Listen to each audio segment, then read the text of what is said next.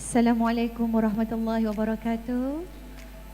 Bismillahirrahmanirrahim. Alhamdulillah rabbil alamin wassalatu wassalamu ala asyrafil anbiya'i wal mursalin wa ala alihi wa sahbihi ajma'in.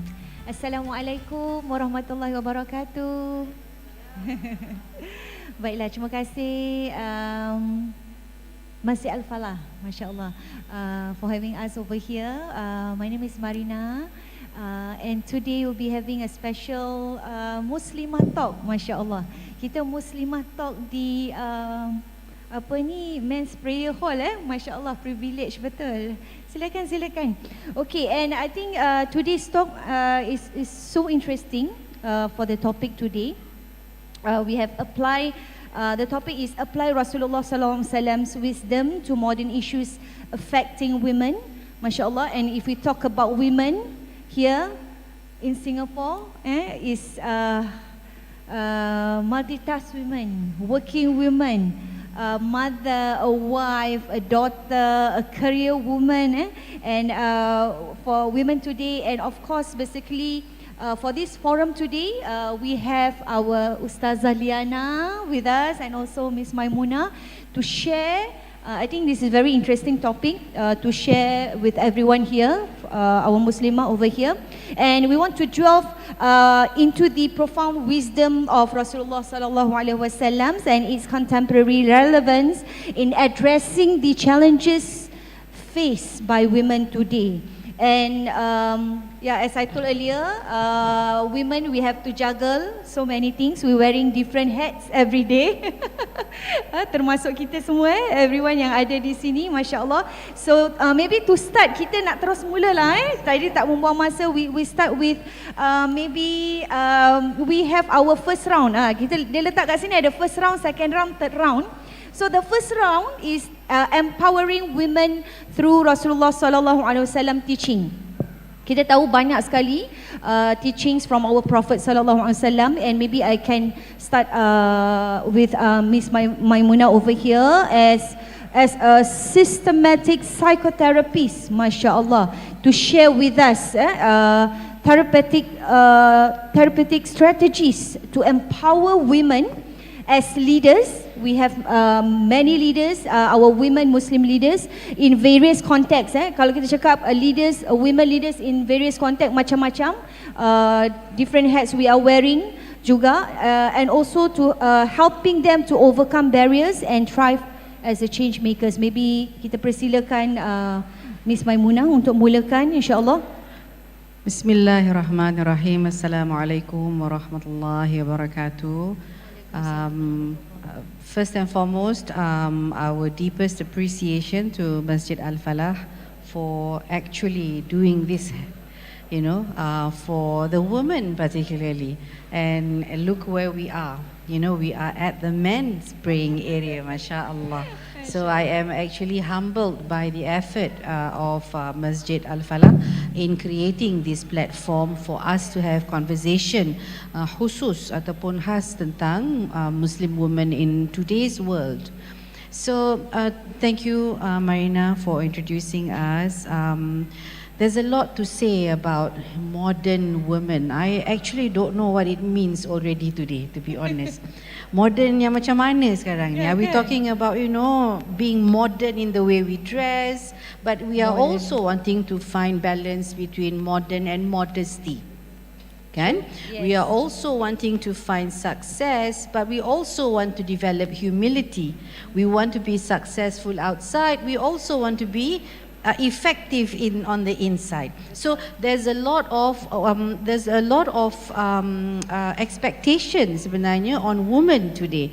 Drawing from the Prophet sallallahu alaihi wasallam, the Prophet sallallahu alaihi wasallam is very, very big about the need for us to do things in moderation.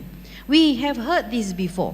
Kita dah dengar ni banyak sangat. Rasulullah sallallahu alaihi wasallam selalu mengingatkan kita supaya kita melakukan sesuatu dengan secara balance, moderation, not too over. Kalau solat pun jangan solat over, kalau kerja pun jangan kerja over.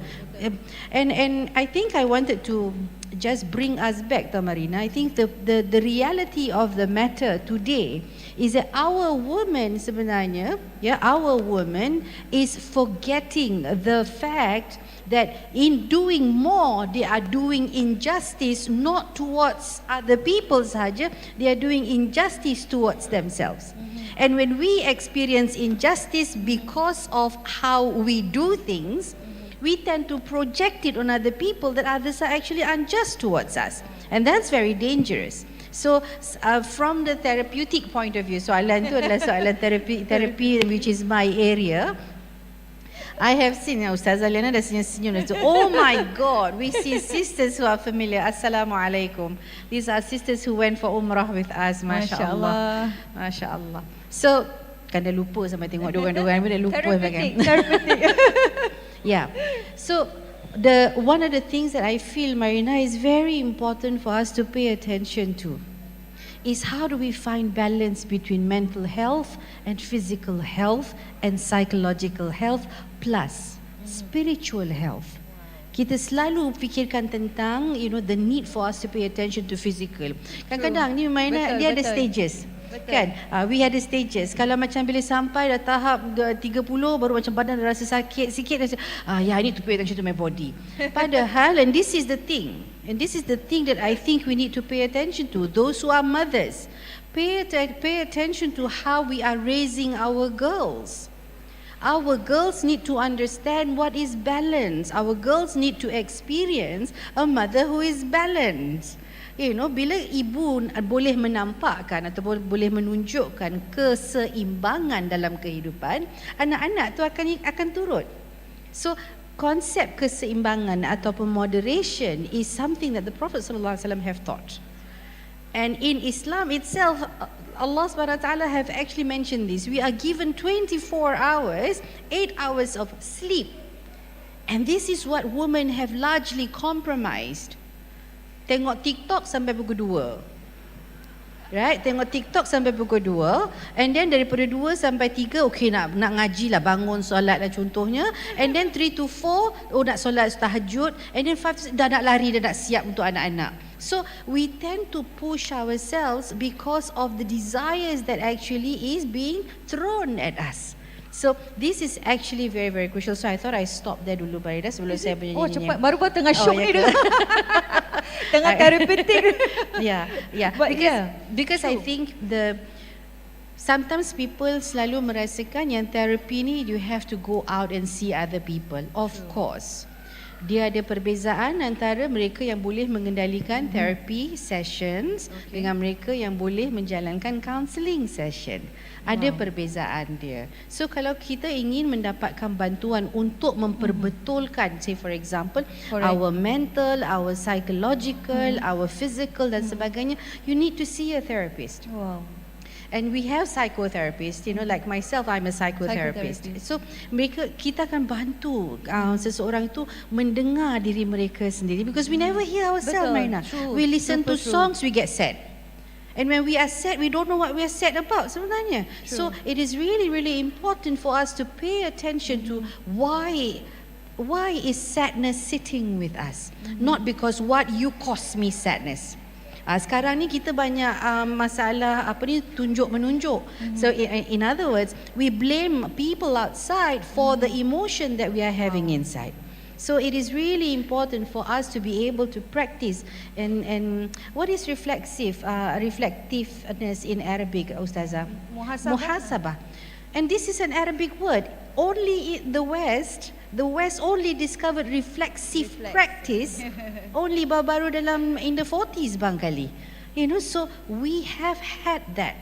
Cuma kita tidak. The muhasabah is the word, but in English is reflexive. Dia bukan reflective sahaja. Reflective is you pour outside. Reflexive is when you do this and then you bring it back inside and then you offer it outside. So, ini adalah proses yang perlu kita beri kata orang tu tontonan yang khas. So you cannot just pick up something from Instagram and then the statement says, okay, you are not alone, and then you suddenly feel you are not alone. It's very different. So Wallahi Azim, our sisters, my dear sisters, you are an emotional being. Kita tak boleh nak lari daripada hakikat yang we are an emotional being. But that doesn't mean we can be so emotionally abusive towards other people. Itu beza dia. So how do we do that and how do we pay attention to that requires us to be in a space. Which is why salah is very very important, because salat membenarkan kita menjadi ataupun berada dalam keadaan yang kita tenang. You don't speak to any people, you don't hear other people, you just hear you and Allah. You have to give this, and Allah tak bagi Allah ataupun Allah will never make something compulsory without reason.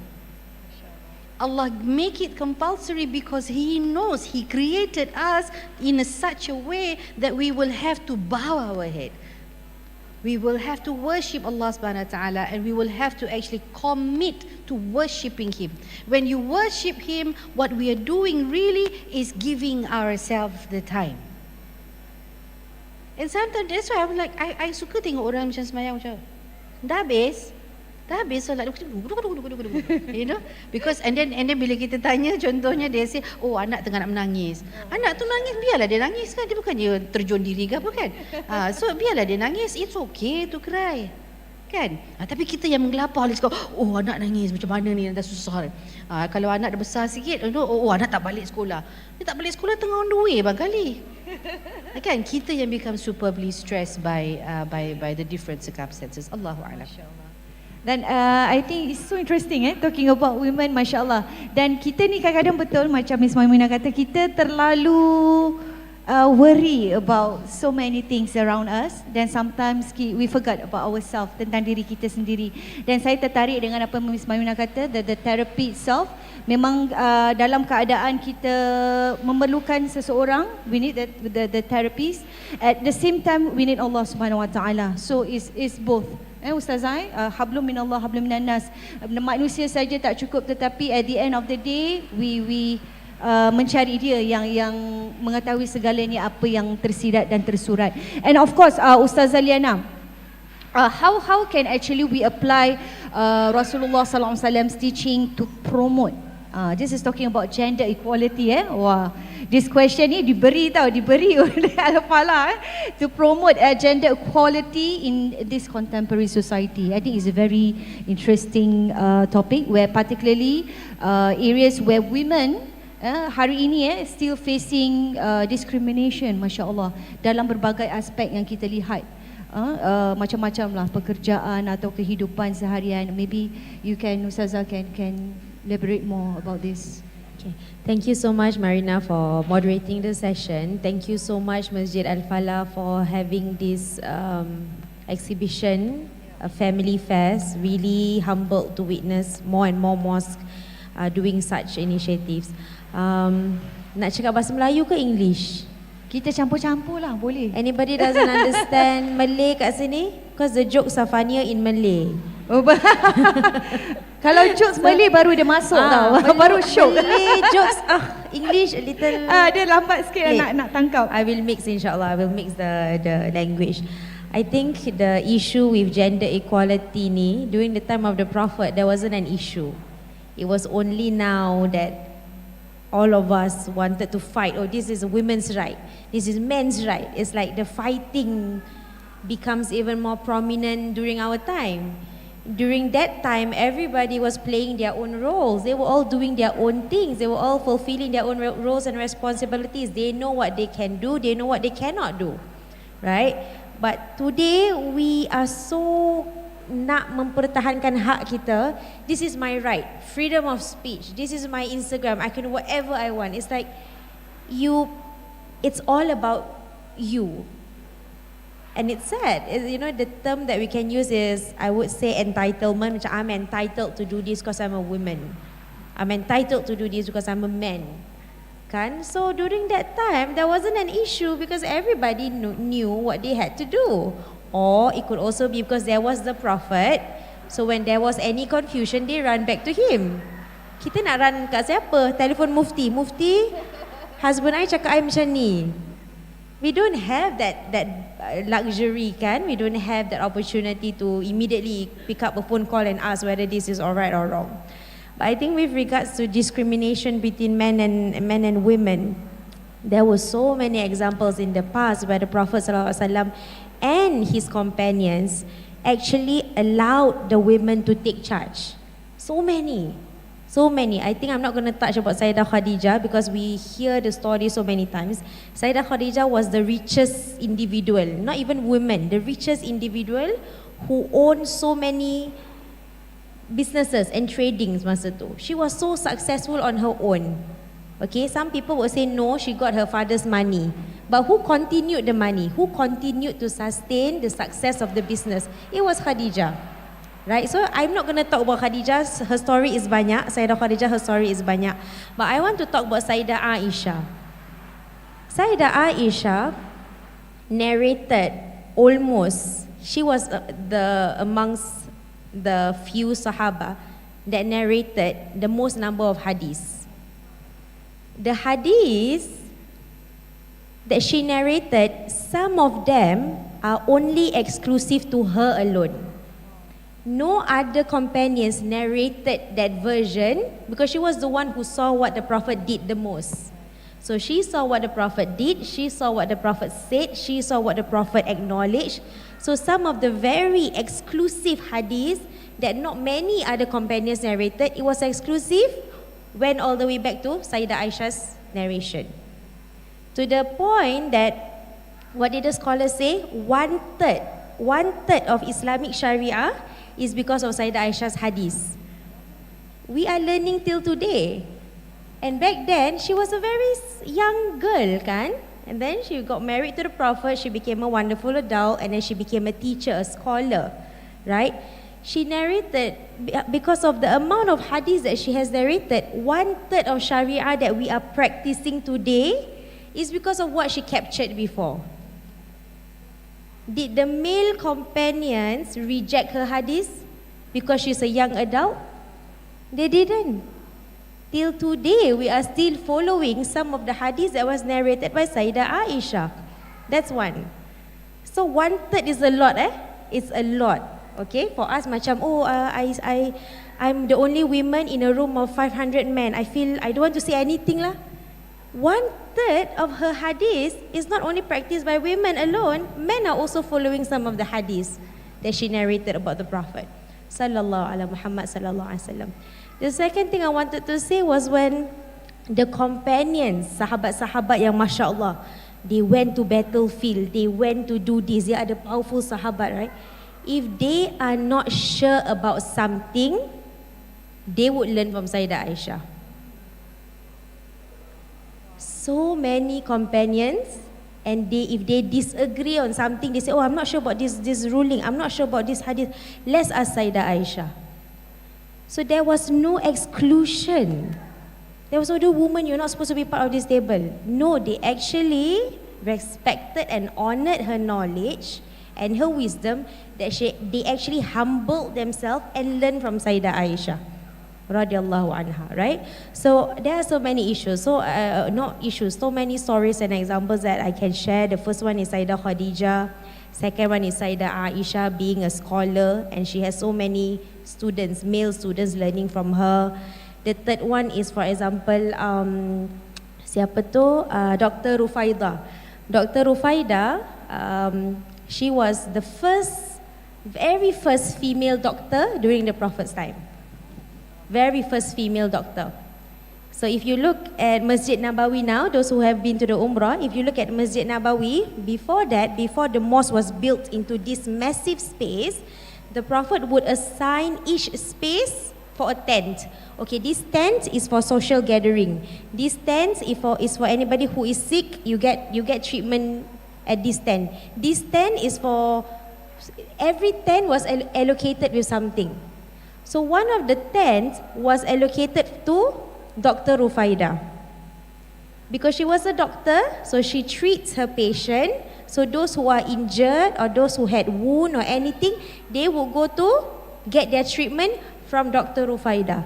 The Prophet allocated a space, like a clinic, for Dr. Rufaidah to practice her clinic. He gave a space. Did the companions, did they go to the doctor and say, oh, you're a female doctor, give me a male doctor? Did they do that? No. Dr. Rufaida, and another one is what? Atiyah. Atiyah is a nurse. All the Sahaba, right, when they get injured by battlefield, who was the one who take care of the wound? The female nurses. Atiyah was famous to be the nurse that take care of the wound and the injuries. So Dr. Rufaida was one, Atiyah was one. So these are the names, Kak Marina, that we should be proud of. These are the female individuals during the time of the Prophet that did so much, but they did not get the acknowledgement that they deserve. Sekarang ni kita agungkan orang lain. We forget who's the first female doctor. We forget who's the nurses that take care of the warriors. You know, those who died dalam peperangan masuk syurga. What about those who take care of the people who went to battlefield, right? So I think just to conclude this section or this segment, during that time, there was no issue of this is my right, this is a women's role, that is a man's role. Because everybody, they know how to appropriate themselves on what they can do and what they cannot do. And the Prophet ﷺ and his companions never exclude a female. So dapat kita lihat macam mana our Prophet sallallahu alaihi wasallam menaikkan martabat wanita tu tadi, masya-Allah. Sayyidatina, macam Ustazah cakap tadi, Sayyidatina Aisyah, walaupun dalam usia yang muda, namun dia punya maturity, kita dapat lihat cara dia dan sebagainya berbezalah dengan kita anak-anak wanita, anak-anak kita sekarang kan berapa belas tahun masih dianggap kebudak-budakan, tapi pada masa tu masya-Allah sangat menarik. We want to know more later about more stories of these successful women behind also Rasulullah sallallahu alaihi wasallam, dan juga for this the next one. Kita terus nak masuk round 2 ni kerana masa yang kita diberikan ni sangat limited sebenarnya. Jadi round 2 ni bertajuk Reviving Family Harmony and Justice. Wah, dengar tajuk macam dekat court Reviving Family Harmony and Justice. Okay, untuk Miss Maimunah sendiri. So how can actually we draw upon the Prophet's emphasis on justice to develop effective approach for addressing issues like kalau kita cakap tentang domestic violence tadi, Ustazah Liana pun ada sebut, Miss Maminah pun ada sebut sebelum ni, salah satunya domestic violence, abuse against women dan sebagainya. Mungkin boleh sedikit kita dengar. Subhanallah, ni nak kena duduk lama sikit ni Ustazah. We cannot just although we will try insyaAllah. InsyaAllah. Because I think first and foremost, I want to highlight that we live in a different environment where our source of information is no longer just the Quran and Hadith. We are also exposed to other form or other ideas around justice, equality and equity. Yeah? So we are no longer just wanting to learn from the Quran and Hadith. There is an expectation that women now know how to protect themselves and how they need to protect the people that they love. And I thought I want to bring us back. Yeah, I think we need to really pay attention to justice. Ini macam kena diri kan? Boleh silakan. Boleh tak? Macam ini tempat hari ini kita yang punya, Ustazah. Kita punya Marina. Tapi silakan. nanti overdo you dah. Tak apalah. I cuba. Dia dah tengah bersemangat kan, jadi kena dia macam semangat mamat gitu mamat juga yang kena. Maybe just to, I want to bring us back. Justice ataupun keadilan adalah satu konsep yang kalau kita salah faham, bererti kita berhak untuk diberi keadilan. In other words, we expect justice to be done upon us. But most of us forget that we too are responsible for justice towards others. So sebelum kita menginginkan, justice to be done by us, we need to understand and know what is justifiable for you. If we have no understanding of who we are, what we want, what we like, contohnya bila nak bernikah, I have couples who see me, then I'll ask them, tell me what you look out for in a husband. Oh, I want a Khalifa who will teach me how to do prayers. And then my next question is, don't you know how to do your prayers? Why do you need, why do you need a Khalifa? For what? What happened to the idea about you needing to be the Khalifa? I'm not saying we don't need men. Don't get me wrong. I'm not saying we don't need men. But we must know what we need and what we want so that the man who wants to marry us will also be able to understand what we need and what we want.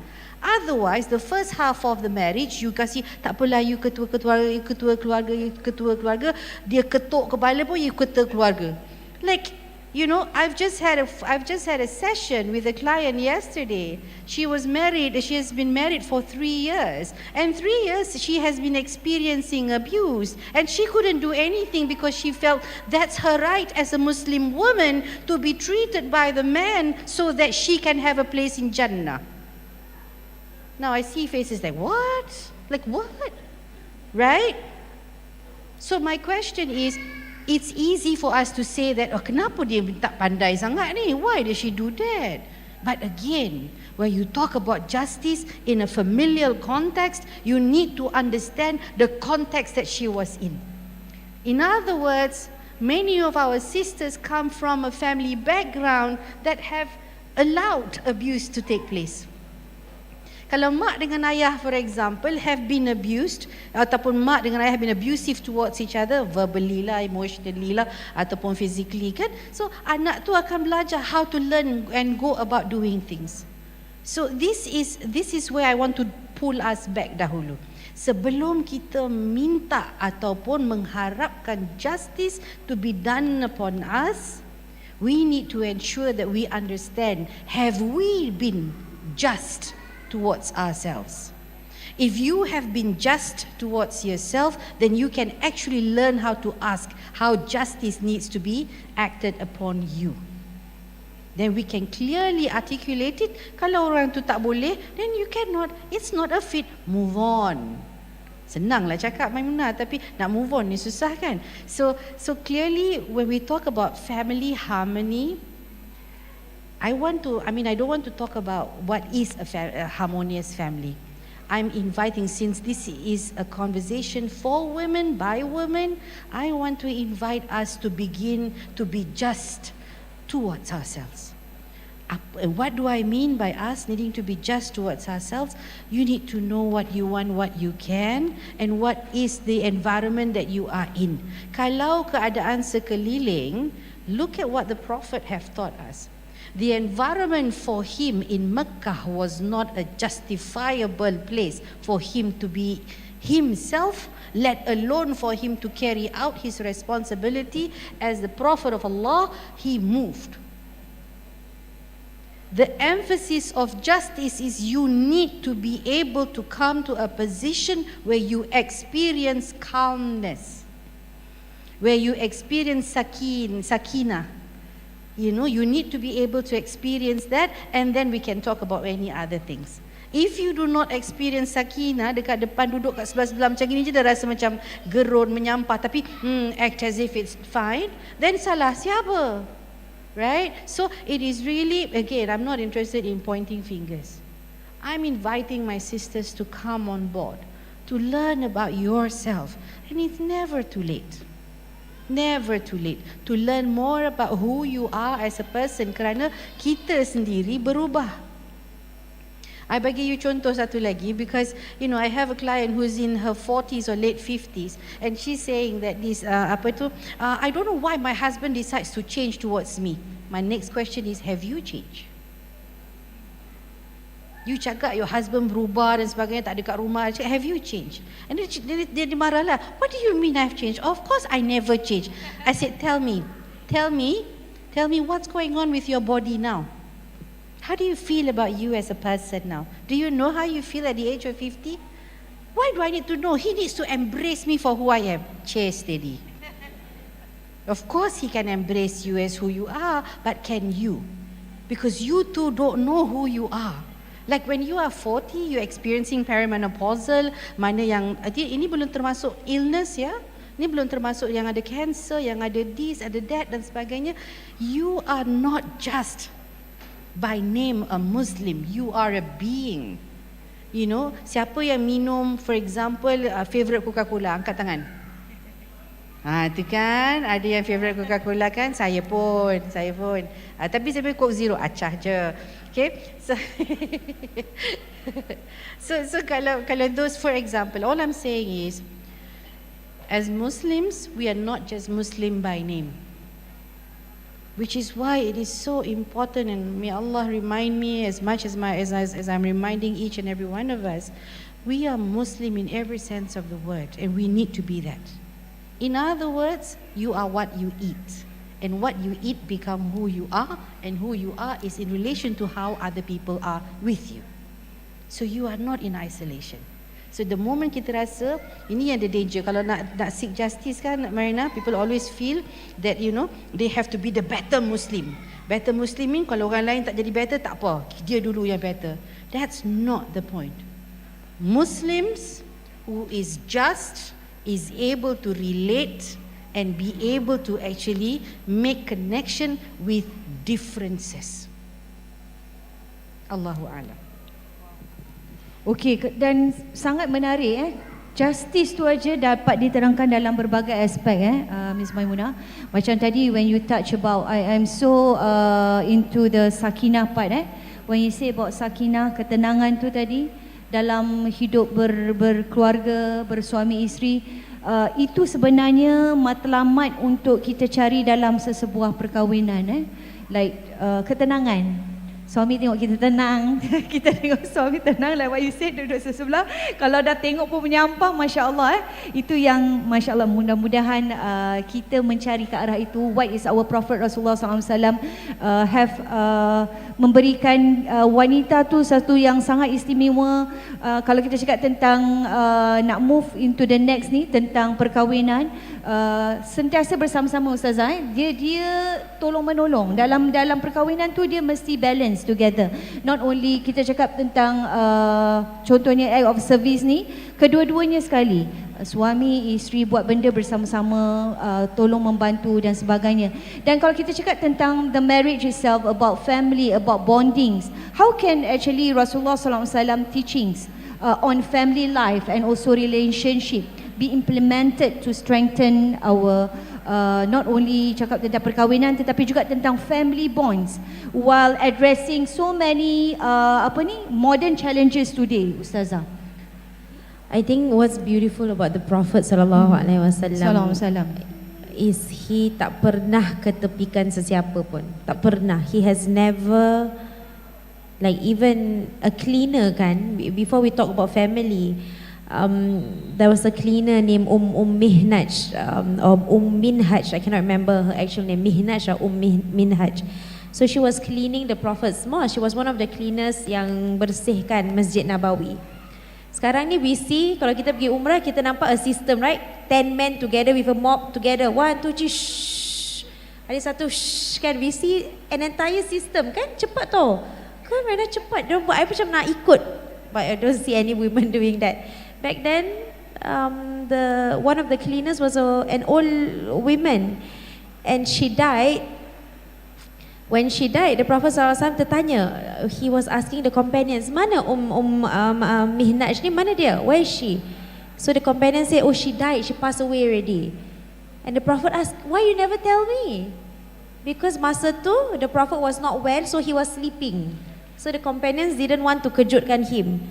So the Prophet was upset that the Prophet went to her went to visit her graveyard masa tu, and then when he came back, he solat jenazah on behalf. He solat jenazah for a cleaner. It's not a scholar ke, it's just an old women who happened to clean the mosque. But that was the level of respect that the Prophet ﷺ would give every single person. He was upset. Yes, you wanted to say something. Is it the Coca-Cola acting up? He was upset. Why you didn't tell me? The companions was like, you were asleep, you were not well, so we settled the janazah, we settled everything, and then it's done. So the Prophet knew the Prophet was awake, he was well, and then he offered janazah prayer that is ghaib on behalf of an elderly woman who is basically just a cleaner for the mosque. But he naikkan, that he respect the women so much that he was upset at her departure, kan? So that is a normal human being. Tak ada kena-mengena dengan his family. Apa lagi with his family. There was one situation where the Prophet ﷺ's wives were making fun of one of the Prophet's wife because she was the lineage is from Jews, Yahudi. So the rest of the prophets was saying, kau anak Yahudi. The wife's prophet also argued. They also had issue. And Sophia was one of the prettiest ones. Kan ada a few kan? The Prophet had a few. Sophia was one of the prettiest ones. So they were making fun, saying, you are anak Yahudi, you are anak Yahudi. When the Prophet heard about that, he was so upset, he corrected. Don't say that. Because she was basically Sophia, keturunan Sophia is connected to two prophets, two different prophets from the past. So the Prophet defended and say, why are you saying that anak Yahudi when she is connected to two prophets? Some of you are not even connected to one prophet. You see how he naikkan, he increased the rank and the honor of a woman. So I think so many things that we can learn from the marriage of the Prophet. One of my favorite one was Marina, was when Sayyidah Aisha, she always asked the Prophet, do you love me? Cute kan? You can ask your husband or your father, do you love me, Sayyidah Aisha? Do you love me? And then the Prophet replied, yes, I love you. What did Sayyidah Aisha? Who knows the hadith? What did Sayyidah Aisha say? How much? How much do you love me? Sayyidah Aisha ni. How much do you love me? What did the Prophet answer? As tight as a knot. As tight as a knot. Look at how the Prophet, so sweet, as tight as a knot. If you ask your husband, do you love me? Tak habis. Kan dah cakap semalam, seorang tu sayang lah, kan baru belikan cincin, nak apa lagi? Habis apalah, right? The Prophet say, as tight as a knot. And then, Sayyidah Aisha would ask again, how is the knot today? Ni hadis tau, Sayyidah Aisha. This hadith is exclusive to Sayyidah Aisha because this is a conversation between Prophet and Sayyidah Aisha. So Sayyidah Aisha asked Nadia, imagine, dah 5 months. Imagine, it's already 5 months after that conversation. Sayyidah Aisha, how is the knot? What did the Prophet answer? Ala haliha, is the same as it was before. Oh. Sweet kan? So you can tell your husband, how tight is the knot? Your husband knot apa tu? What on earth is that? The Prophet answered. The Prophet didn't say, I told you already what? I love you. He said, ala haliha, just as it was before. Before this it was tight, it's still tight. So I think it's sweet. It's, yeah. I know, right? It's so sweet, right? It's so sweet, right? But our husbands are not the Prophet. Is that what Don't you're saying? say that lah. So expectation kita tinggi sangat lah, tak boleh Saya rasa, agaknya. I think that is one thing that I'm also wanting to caution. I always caution myself as much as I'm cautioning each and every one of us. What you read of the Prophet sallallahu alaihi wasallam is ideal, but don't chill, my sisters, chill. Yeah. Kalau gitu nanti stress. The thing is, our husbands, our brothers, wallahi al-azim, I must say this, all of them are trying. And I think we need to remember they are trying their best. They may not be perfect, but they are trying their best. But I think what we need to also remember in trying to find the harmony, just to add a little bit, Marina, is this. If you want harmony, ataupun you want peace, you must have closeness and distance. You cannot have this closeness all the time. So this is the science of living. Kalau kita pay attention to macam mana nukleus ataupun sel-sel tubuh badan kita membentuk, you will... Dah masuk saintifik ni. Tu kan, dah masuk saintifik pula. Okay lah. So I just wanted to highlight that our body, even our iman and our relationship must have closeness and distance. Kalau kita nak sentiasa close saja ataupun distance saja, there is no nurturing in the process. Harmonious relationship includes fight and disagreement. Kalau kita ada harmonious relationship, maknanya I boleh disagree dengan Marina. Marina also can disagree with me. Dan kita boleh hold the tension, lepas tu come back together. That's harmony. Bukan nak duk pegang tangan 24 jam, melekat 24/7. Lepas tu orang tu pun naik rimas, you know. And then you also akan berpelun. Lepas tu you blame the person for making your hands sweat pula. So I think we need to remember that. And the other thing with regards to harmony kan, we must understand that men and women's idea around protection and egalitarian is very different. Kita menginginkan suami yang boleh protect.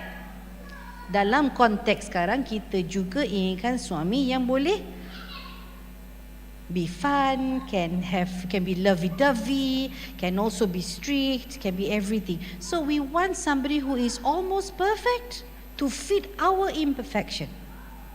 And that's dangerous. So, which is very, very important, kerana that's why when we talk about balance, you have to really understand. And those who want to understand the idea of balance and whatever that I'm talking about, we talk a lot about this in our school at Mahaduna, but that's a different thing. So balance is really an art. Likewise, it is a science. It is human nature. It is everything. So how do we strike that balance? Ini yang perlu kita kukuhkan. Wow, itu saya agree sangat apa yang Miss Maimunah kata tadi. Kita main tarik tali lagi tu kan. At the end of the day, as what you said, kita kena kenal lah pasangan kita. Kita tahu sebab memang as Miss Maimunah kata, kita suami isteri ni, lelaki perempuan ada two different, kadang-kadang bercanggah. Kadang-kadang apa yang dia fikirkan tak sama. Dan sebelum perkahwinan tu saya rasa some people have a different background also. Jadi bila kita bersatu dalam sebuah rumah tangga, di situlah kita mencari, melihat kekurangan dan melihat kelebihan tu sebagai to balance. That's what you said, to balance, to have this harmonious, insya-Allah. Dan kita dah sampai ke round ketiga ni sangat cepat, okay? Okay, for round ketiga ni, I really suka sangat dengan tajuk dia. It's about nurturing women's mental well-being and stories of resilience. Masya Allah. Dan untuk Miss Maminah sendiri, kalau kita cakap tentang mental health, and also our well-being is the most important, that kita sebagai wanita mesti melihat diri kita. Sebagaimana telah dicakapkan tadi, before we take care of our children, our husband, the family, buat kerja di luar sana, we have to check out our mental health sendiri, our well-being. And for this mental health and well-being for us is very, very important. So we have to menjaga dia. Dan how maybe Miss Muna boleh share sedikit, how can Rasulullah SAW teaching as well on mindfulness and self-care and emotional support can be applied to address our mental health challenges yang saya rasa sekarang ni sangat sangat relatable lah dengan semua wanita di luar sana. I forgot the statistics of number of women in mental health institution. Wow. Yeah, it's actually increasing. sadly. Kerana this one also I want to blame our sisters also, because some of us actually go into the process of self-diagnosing. Dia bukan pakai doktor dekat IMH ke kat mana, dia pakai doktor Google. Dia pakai Syekh Google untuk give them the diagnosis for themselves. Baru-baru ni saya dah ada pasangan yang jumpa dengan saya, isteri dia memang betul-betul tertekan kerana suami dia asyik-asyik mengatakan yang dia mempunyai penyakit they call it narcissistic. Sekarang ni ramai wanita guna perkataan narcissistic. Yes. Suka saya dengar. Macam mana tadi dapat tak tahu. Dia jadi trending sikit lah. Kan dari trending kan dah jadi hashtag narcissistic husband. Allahu Akbar. Tapi masalahnya kita tahu tak apa tu narcissistic? That's right. Sebenarnya kan, sebelum we go into how you need to take care, please be mindful. Kalau we need to understand, anxiousness is different from having anxiety. Anxiousness tu semua orang ada. I pun rasa macam gerun-gerun, takut-takut. Itu pemberian Allah sebenarnya. Apa yang kita rasa sebenarnya adalah pemberian Allah Subhanahu Wa Taala. So don't conclude that. But that doesn't mean you can negate that. Kalau you 24 jam anxious, that one masalah. Okay, so but the point of the matter is, Ustazah senyum, Mari dah senyum dah. No, you are savage in a mosque. So that is something I'm Ya trying Allah, to. forgive me, Ya Allah. I'm anxious that you are savage in a mosque. Okay, I be less savage, okay? I try. So, but we need to talk about this, Ustazah. We need to talk about this because I think those words macam anxious, depressed, these are words that we hear on a regular basis. Tetapi bila kita suruh mereka dapatkan diagnosis, semua stop. Semua tak berani. So I think first thing first, however you are experiencing and whatever you are experiencing, itu valid. So kita perlu ada seseorang yang boleh memahami kenapa kita rasa sedemikian, why we feel that way for a long time. And when you do that, we need to understand because there will be implication because you have to take the necessary medication if you need to. So going back to the question, I started my conversation earlier about the importance of being able to reflect. You will not be able to reflect when you do not know what peace means. And you will never be able to reflect what peace means when you are not surrounded by people who are calm and peaceful. So we need to be able to have companions. Kawan-kawan yang boleh menenangkan kita, memberikan ketenangan ataupun mengajak kita ke arah ketenangan. Kalau kita sentiasa mendapat kawan yang okay, jom lepas ni pergi Paragon, jom LV ada sale, tak salah. Okay, kalau every month you go LV, something is wrong. So it is really important. Pertama sekali pada saya lah, Marina, kalau kita mendekati, because I think there is a hadith, right, Ustazah, that talks about when you mix with somebody who wears the mask will be with you. So kalau kita pergi dengan teman-teman ataupun kawan-kawan yang boleh memberi kita ketenangan ataupun mengingatkan kita ketenangan. When I say this, it doesn't mean kalau kita, contohnya Marina come to me and say, I feel very depressed. This is my biggest problem. Another savage coming out, Ustazah. Be careful. Another savage thing. I think the danger amongst all of us, is bila teman kita feeling very anxious dan sebagainya, what do we say to them? Sabar.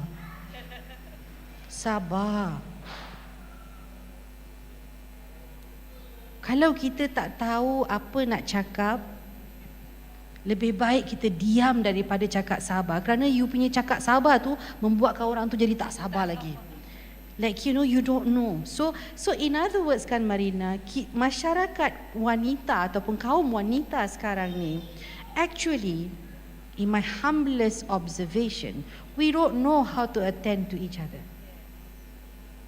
Brutal ke tu Ustazah? Ustazah dah nervous. Ya Allah, mati saya lepas ni. We don't know how to attend to one another. We want them to be quick in their recovery from sadness. We say Allah tu ada, sujud. Semayang, jangan lupa Allah. Tahu, they know that they don't want to lose Allah, but their sadness is how we need to learn how to attend. You know, which is why we created Sisters for Sisters, which is why we are wanting to teach sisters. How do you learn how to be with another sister in times of difficulty and in times of sadness? When Ustazah and I wrote the book, apa tu, Dear Broken Soul tu kan, tujuan kita tu really is to invite sisters to not quickly or not to be too quick to move from sadness. Bila kita rasa sedih, kita rasa macam, oh tak boleh, mesti nak move. Sedih ni terlalu lama, nanti jadi depression. No. So go get the book and learn how we talk about in sadness, you are actually learning more about yourself. So we need to give ourselves the opportunity, peluang untuk memahami diri kita dan hubungan kita dengan Allah SWT. Kerana kalau kita tak fikirkan tentang hubungan kita dengan Allah, doa kita pun will be very different. So kita punya doa will be, Ya Allah, I am in pain. Kalau Allah boleh cakap, yeah, I know.